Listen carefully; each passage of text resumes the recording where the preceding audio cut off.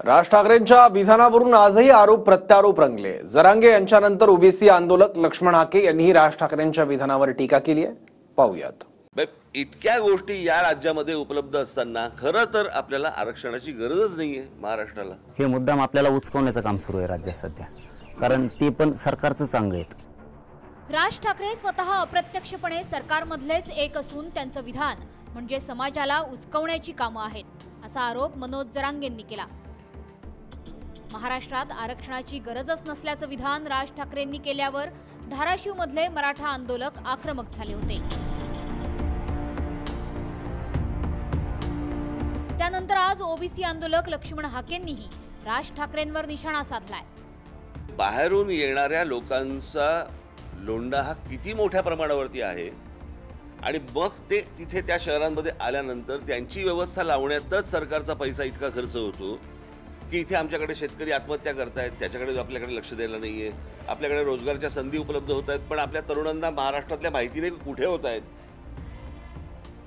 इतक्या गोष्टी या राज्यामध्ये उपलब्ध असताना खरं तर आपल्याला आरक्षणाची गरजच नाहीये महाराष्ट्राला। मराठा समाजाला माझी विनंती आहे की आपलं कुठेही राज्यात आंदोलन नाही। मी कालच आपल्याला हे सांगितलं, त्यामुळे आपण आंदोलन पण नाही करायचं, कारण आपण संयम धरा। हे मुद्दाम आपल्याला उचकवण्याचं काम सुरू आहे राज्यात सध्या, कारण ते पण सरकारचंच अंग आहेत की सगळेच जण स्वतःचा पक्ष वाचवायसाठी माझ्यावरती तुटून पडले। ही शाळा यांची, याला वातावरण राज्यातलं दूषित करायचं, त्यामुळे मराठा समाजाला विनंती आपण संयम धरा।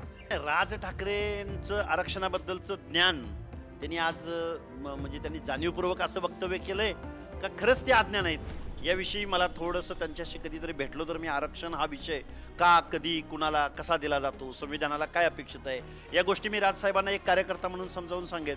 आणि तुम्हाला पक्ष जर चालवायचा असेल ना राजसाहेब, तर तुम्ही अशा जर भूमिका घेतल्या तर तुम्ही पक्ष चालवण्यापेक्षा, मी वेळोवेळी सांगितले, तुम्ही पक्ष चालवण्यापेक्षा एखादी संस्था चालवा।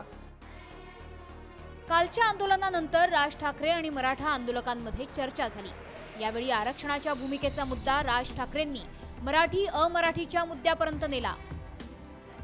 मी तुम्हाला एक गोष्ट सांगतो, उद्या जर हे राज्य माझ्या हातात आलं, मी तुम्हाला सांगतो महाराष्ट्रात कोणालाही आरक्षणाची गरज लागणार नाही। आपली मराठी मुलं, आपल्या मराठी मुली, आपला शेतकरी ह्याच्यावरती जो पैसा खर्च व्हायला पाहिजे ना, तो नको त्या लोकांवरती पैसा खर्च होतो या महाराष्ट्रात। हे जे सगळे पूल आणि ब्रिजेस जे बांधले जात आहेत ना, सगळ्या गोष्टी हे कोणासाठी बांधले जात आहेत? कोण लोकसंख्या वाढवत आहे इथे? जे पैसे तुमच्यावर खर्च व्हायला पाहिजेत, महाराष्ट्रात खर्च व्हायला पाहिजेत, ते फक्त शहरांमध्ये खर्च होत आहेत। हजारो कोटीचे टेंडर्स काढले जात आहेत, हजारो कोटीची, बरोबर? तो सगळा पैसा तिकडे जातोय का? कारण लोकसंख्या वाढली। रेल्वेचं आंदोलन माहिती तुम्हाला? कशासाठी आंदोलन झालं होतं? ते नोकऱ्या कुठे होत्या? महाराष्ट्रात। जाहिराती कुठे होत्या? युपी बिहारला। म्हणजे त्यांना तुमच्या राज्यातल्या नोकऱ्या कळत आहेत, पण तुम्हाला कळत नाही। दुसरीकडे लोकसभेच्या वेळी अनेक कुणबी मराठा उमेदवार देणाऱ्या प्रकाश आंबेडकरांनी विधानसभेला मात्र कुणबी मराठा उमेदवारांना मतं देऊ नका अशी भूमिका घेतली आहे। कुणबी मराठ्यांपासून सावध रहा असंही त्यांनी विधान केल्यानं बच्चू कडूंनी त्या विधानावरून सवाल केलाय। कुणबी मराठ्यापासून सावध राहा याचं कारण आत्ताचं जे सभागृह आहे यामध्ये 190 कुणबी मराठा समाजाचे आमदार आहेत आणि फक्त 11 ओबीसीचे आमदार आहेत। कुणबी स्वतःला ओबीसी जरी म्हणत असला तरी सभागृहामध्ये तो म्हणतो मी मराठ्यांबरोबर। त्यांचा अभ्यास काय आहे, कशा पद्धतीनं सावध राहा म्हणजे काय? सावध राहा म्हणजे ते काही लुटारू आहे का, किंवा ते दरोडेखोर आहे का? तर हे त्यांनी पाहिलं असेल, ते सांगितलं पाहिजे त्यांनी। कुणबी मराठा कुठल्याही जातीवर अशा प्रकारचं वाक्य करणं, ते वंशज आहे, आम्ही त्यांच्या विरोधात बोलावं, हे त्यांच्या वंशज असल्यामुळे पुन्हा बाबासाहेबांचा अपमान होईल, त्याच्यानं आम्ही सामावून। जर कळत नसेल तर माझ्या अंदाजाने बोलू नये एवढंच फक्त मी सांगेन।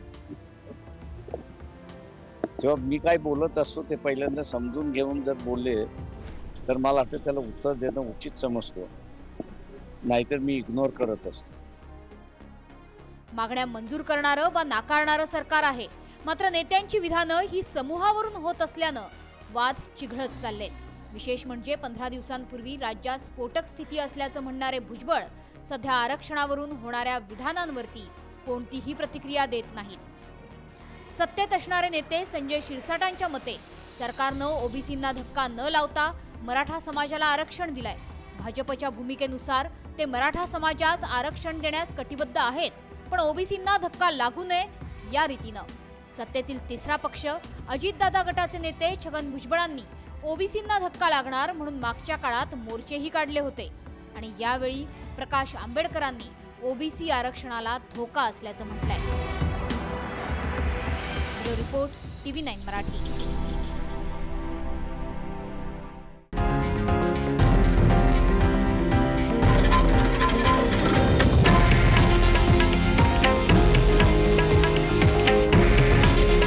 हे आहे देशातील नंबर 1 न्यूज नेटवर्क आणि आपण पाहत आहात TV9 मराठी.